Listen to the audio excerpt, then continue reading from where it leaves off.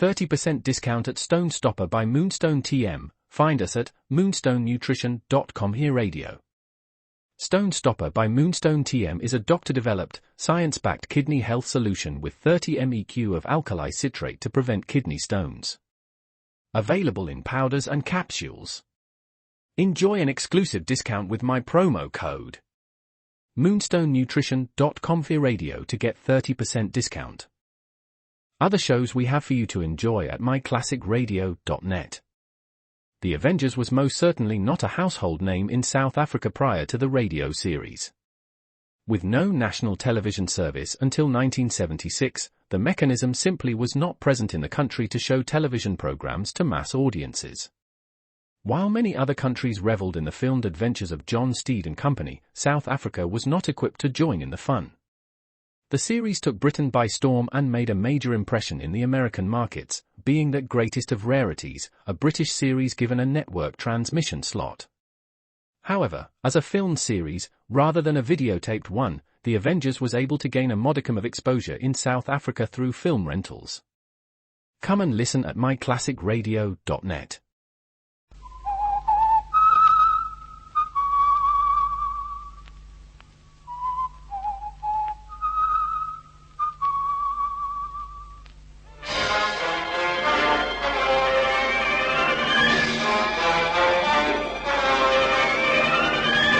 Dossier on Dumetrius.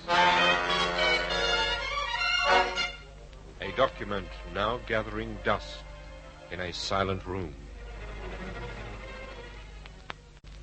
Gregory Keen turns another page of The Dossier on Dumetrius.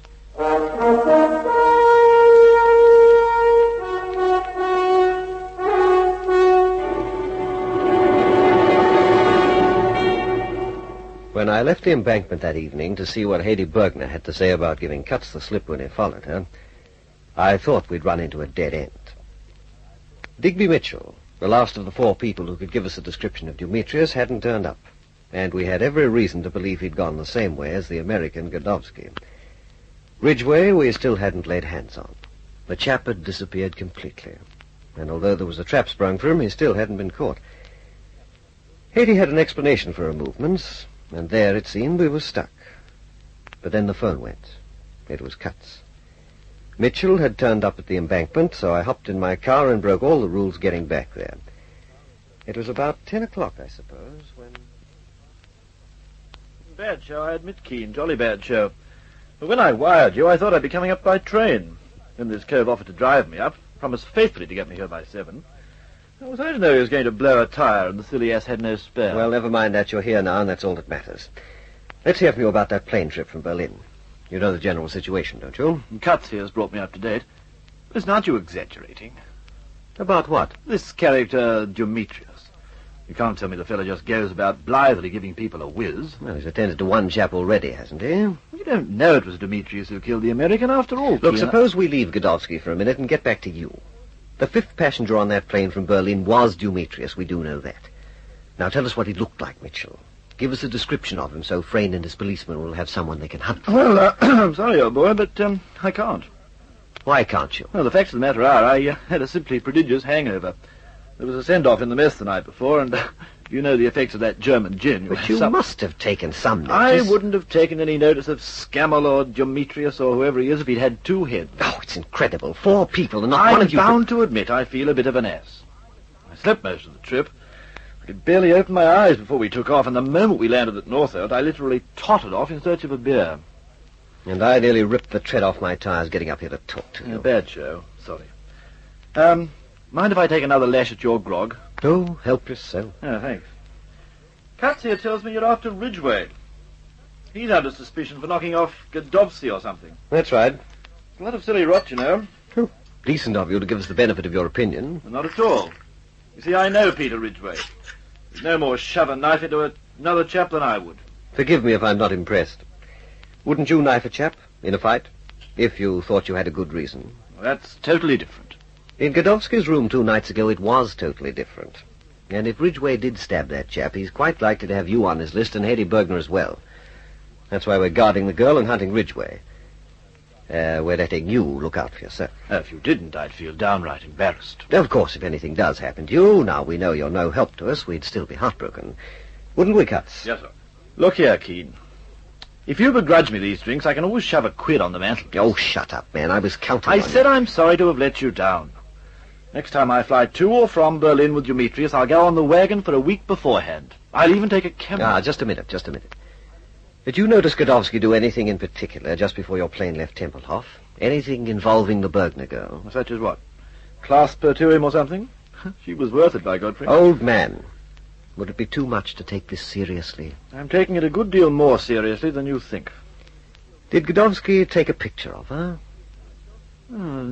Now you mention it, yes, he did. Now, with Dumetrius in the background. Could be. The girl's in the clear, Cuts. That settles it. Yes, right, sir. She told me about it herself tonight. So, the American was knocked off for the film in his camera. Well, you give me a better reason. Why chase about after Ridgway, then? I'll tell you that when we catch him. And with any sort of luck, that shouldn't be long. You see, we've set a little trap. Ah, yes, all your spies rushing about with false beards and so on, eh? You chaps make me ill. You go about in tweeds and so forth, but you call yourselves Major this or Colonel that. MI5. It was the same years ago when there was fun to be had in battle dress and a tin hat. While better coves were in the line, you and the rest of you were back at GHQ, pinning things on maps.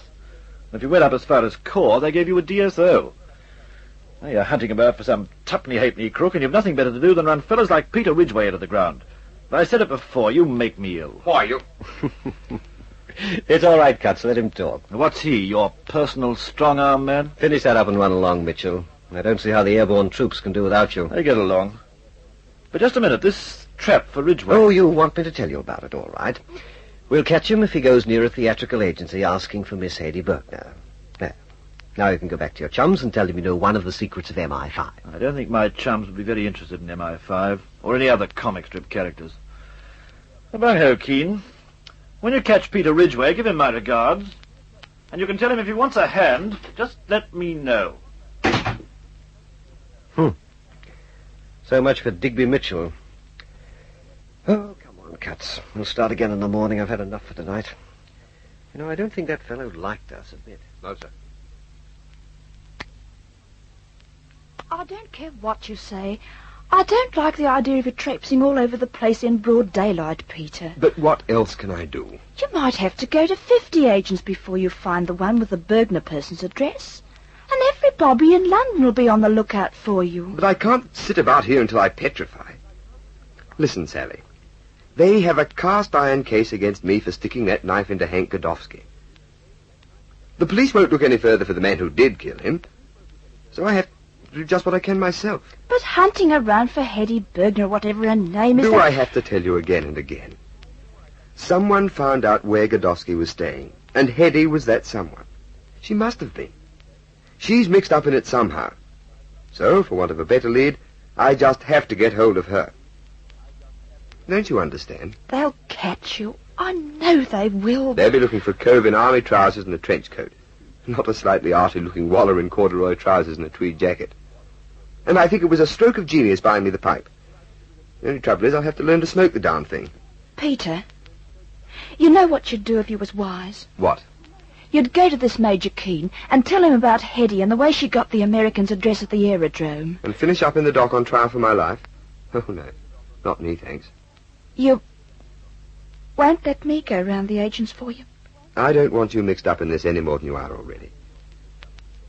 And, I've been thinking I can't stay here much longer. Why can't you? Well, hang it all, if I do get myself collared and they find out you've been keeping me out of sight, they might come down on you, too. But it's so much safer for you here.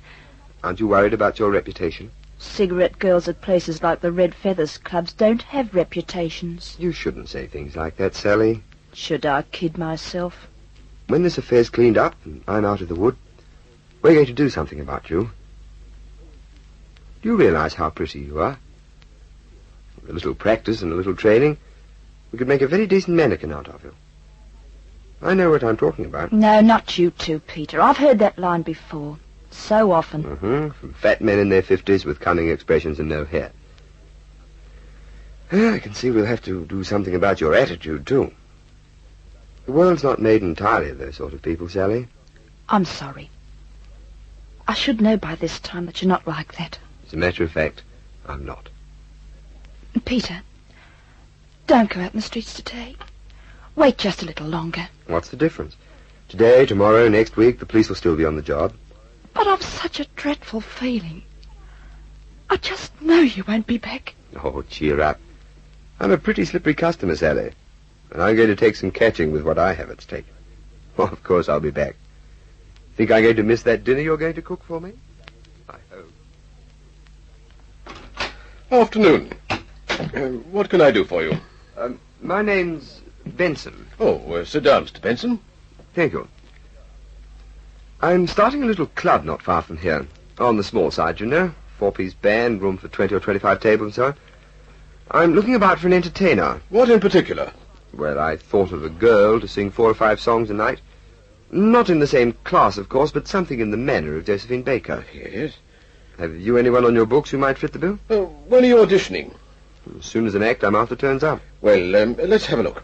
There are several girls open for engagement. Oh, just a minute. I ran into a chap the other day who mentioned a girl called Hetty Bergner. Just out of Ensign or something. He said she'd be just the ticket. You couldn't put me on to her by any chance, could you? What name did you say? Hetty Bergner. Hetty Bergner? Yes. Yes, now I believe... Well, she's not actually a client of mine, but I might have her address here somewhere. Oh, good man. Dig it up for me if you can, will you? Well, I'll have to look in this other room. I keep my records in this other room, you know. I shan't be a minute. Now, just wait there. I might be 4 or 5 minutes, actually. It's perfectly all right. Take your time. Just wait there, Mr. Benson. Now, just wait. Now, don't go away. This is the fellow Ridgway. Get the police here, but quickly.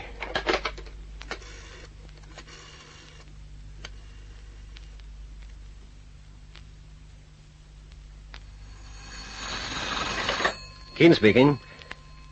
Yes, friend. You have? Where? Yes, just a minute. 138 Shaftesbury Avenue. Chap's hanging on to him, eh? Right. I'll meet you there. Grab your hat, Cuts. Ridgway's in an agent's office. 138 Shaftesbury Avenue. You drive and step on it.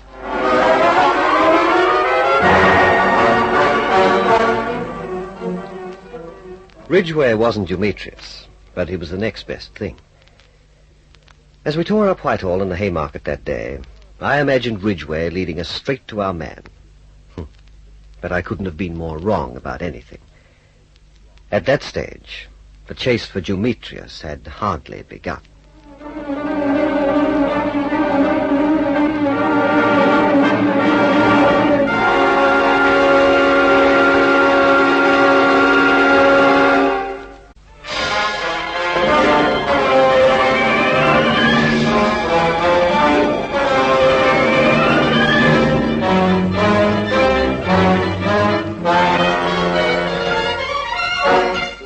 Surprising developments occur in the next suspenseful chapter of Dossier on Dumetrius.